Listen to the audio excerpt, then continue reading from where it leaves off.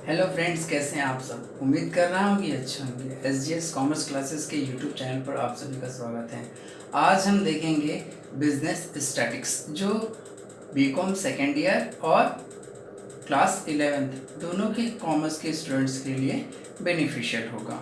Okay, तो ये जो स्टैटिक्स है ये इकोनॉमिक्स से जुड़ा हुआ है। तो पहले हम लोग ये देखेंगे कि इकोनॉमिक्स में कहाँ से स्टार्ट होगा स्टैटिक्स। ओके, तो ये इकोनॉमिक्स होता क्या है। जब हमारे पास कोई भी साधन है, यानी कि हमारे पास जो रिसोर्सेज हैं वो अगर स्केयर होंगे यानी कि अल्प होंगे और उनका अल्टरनेटिव यूजेस होगा, तो हमारे पास एक चॉइस निकल कर आएगी, वो प्रॉब्लम ऑफ चॉइस। ओके, जब तक किसी भी चीज़ का अल्टरनेटिव यूजेस नहीं होगा तब तक प्रॉब्लम ऑफ चॉइस निकल कर नहीं आएगी। या फिर मैं ये बोल सकता हूँ कि कोई भी रिसोर्सेस स्केयर नहीं होंगे तो भी उनका प्रॉब्लम ऑफ चॉइस निकल कर नहीं आएगा। ओके, यानी कि प्रॉब्लम ऑफ चॉइस उस कंडीशन में निकल कर आएगी जब रिसोर्सेज भी स्केयर हों और उसका हैविंग अल्टरनेटिव यूजेस भी हो, यानी कि वैकल्पिक प्रयोग भी हो।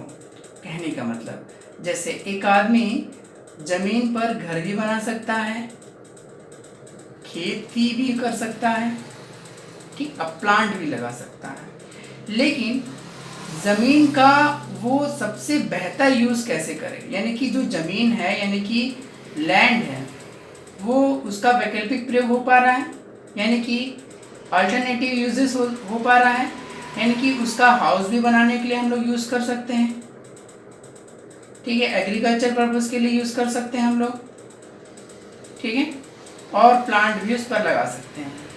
लेकिन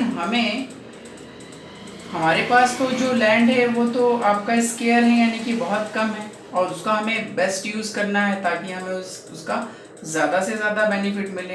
यानी कि लैंड स्केयर है और उसके अल्टरनेटिव यूजेस हैं, तभी निकल कर आता है प्रॉब्लम ऑफ चॉइस। अगर लैंड हमारे पास बहुत ज़्यादा है और अल्टरनेटिव यूजेस रहेंगे तो सारी चीज़ों में हम लोग अलग अलग डिस्ट्रीब्यूट कर सकते हैं, बट लैंड भी हमारे पास बहुत कम है, भूमि भी बहुत कम है और भूमि का बहुत सारा वैकल्पिक प्रयोग हो सकता है। तो अब हमारे पास क्या आएगा, प्रॉब्लम ऑफ चॉइस। इसे ही इकोनॉमिक्स कहा जाता है। ओके, अब इसके ऑब्जेक्टिव्स होंगे, यानी किसी भी चीज़ को पढ़ने और किसी भी चीज़ को करने के पहले उसका ऑब्जेक्टिव्स जानना बहुत ज़रूरी है। जैसे अगर मैं मान लूँ कि कोई प्रोड्यूसर है तो उसका ऑब्जेक्टिव होगा कि मैक्सिमम प्रॉफिट अर्न करना, कोई कंज्यूमर होगा तो उसका ऑब्जेक्टिव होगा मैक्सिमम सेटिस्फैक्शन लेना, और गवर्नमेंट होगी तो उसका ऑब्जेक्टिव होगा कि सोशल वेलफेयर करना। यानी कि ये अलग अलग पर्सन के लिए अलग अलग ऑब्जेक्टिव हो सकते हैं। अब हम इसके आगे देखते हैं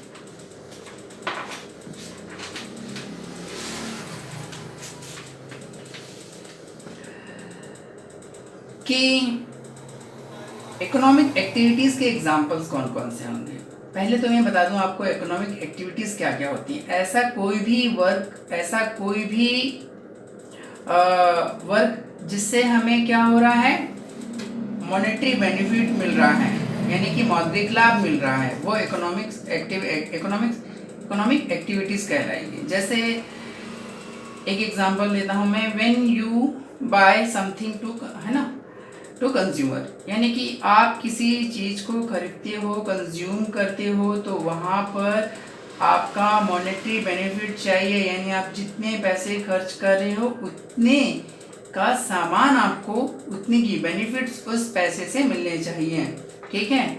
when you produce something to sell, आप कोई सामान बनाकर बेच रहे हो तो उसके पीछे भी आपका मॉनेटरी बेनिफिट है, ठीक। और देन फिर when you provide service to someone, अगर आप किसी को सर्विस देते हैं, जैसे डॉक्टर आपको सर्विस देता है, तो उसके बदले में उसका इंटेंशन होगा, उसका ऑब्जेक्टिव होगा कि वो आपसे मॉनेटरी बेनिफिट लें।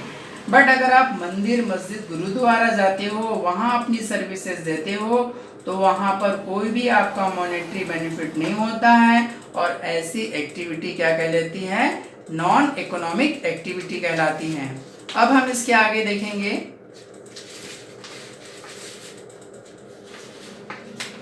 कि इकोनॉमिक्स फोकस किस किस पर करता है? Theory of consumption, theory of production, theory of distribution.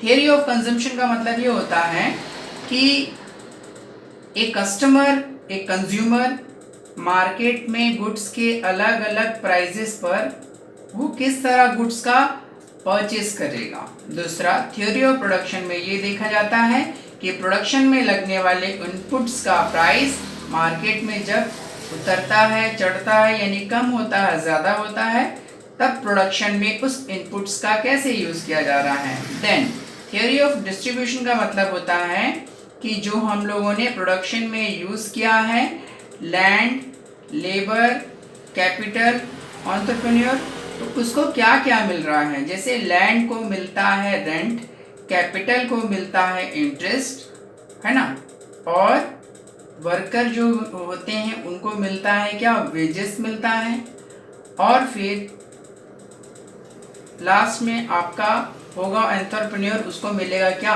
Profit. Okay, ये होता है डिस्ट्रीब्यूशन। इसके साथ ही साथ और भी चीज़ें हैं जिस पे इकोनॉमिक्स फोकस करता है, जो है आपका problem of unemployment, problem of poverty, problem of illiteracy. अब ये सारे प्रॉब्लम्स तो हैं।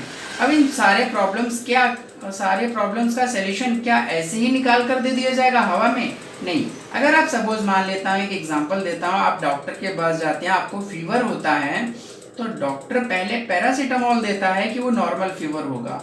उसके बाद भी अगर वो फीवर ठीक नहीं होता है तो पहले ब्लड का टेस्ट कराता है। ठीक उसी तरह अगर इकोनॉमिक्स में प्रॉब्लम ऑफ अनएम्प्लॉयमेंट आती है तो उसका सलूशन नहीं दे दिया जाएगा। पहले ये देखा जाएगा कि उस अनएम्प्लॉयमेंट का कारण क्या है। उसके लिए क्या ज़रूरत होगी, हमें डाटा की ज़रूरत होगी, और वो डाटा ही क्या कहलाएगा, हमारा statics. So statics helps modern economics is better understanding for the problem. Okay, thank you. इसके आगे का पार्ट हम लोग नेक्स्ट क्लास में देखेंगे।